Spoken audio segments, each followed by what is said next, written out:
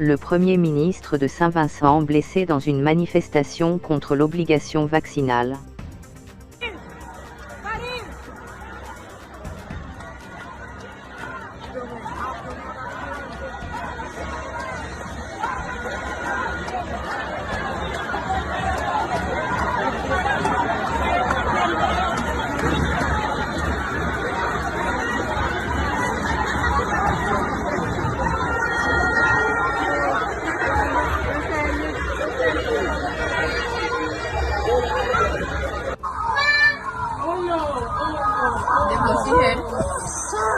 They go see him. Oh no, oh no.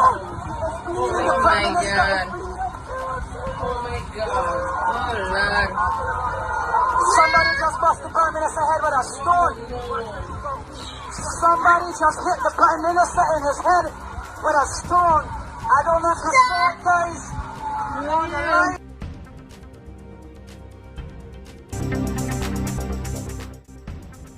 Le référendum pour un service public hospitalier de qualité, rejeté par le Conseil constitutionnel.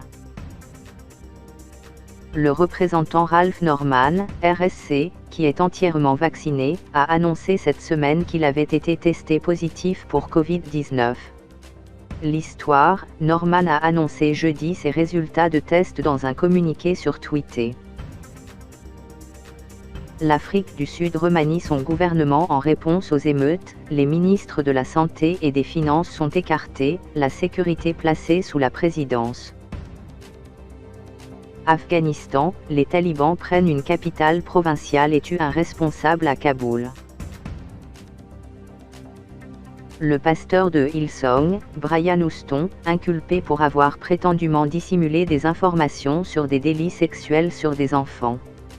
La police de NSW allègue que Houston était au courant d'informations relatives à l'abus d'un jeune homme dans les années 1970 alors que le pasteur professe avec véhémence son innocence.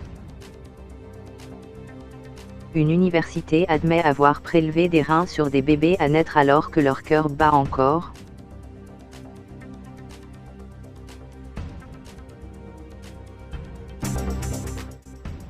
Après la France, l'Italie et New York, c'est au Québec d'instaurer à son tour le pass sanitaire.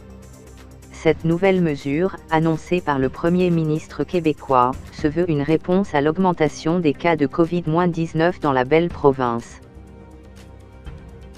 Quand Cahuzac affirmait en 2016 que Pfizer finançait de manière occulte la politique française. Une énorme erreur, Bill Gates regrette d'avoir fréquenté le pédocriminel Jeffrey Epstein. Le milliardaire regrette d'avoir passé du temps avec l'homme d'affaires Jeffrey Epstein, accusé de trafic sexuel sur mineurs, qui a été retrouvé pendu dans sa cellule de prison en août 2019. Nous ne sommes pas dans une dictature. Face aux critiques, Éric Dupond-Moretti soutient l'extension du pass sanitaire. Le Conseil constitutionnel a donné son feu vert pour l'extension du pass sanitaire. Une mesure qui n'est pas pour plaire à tous les politiques.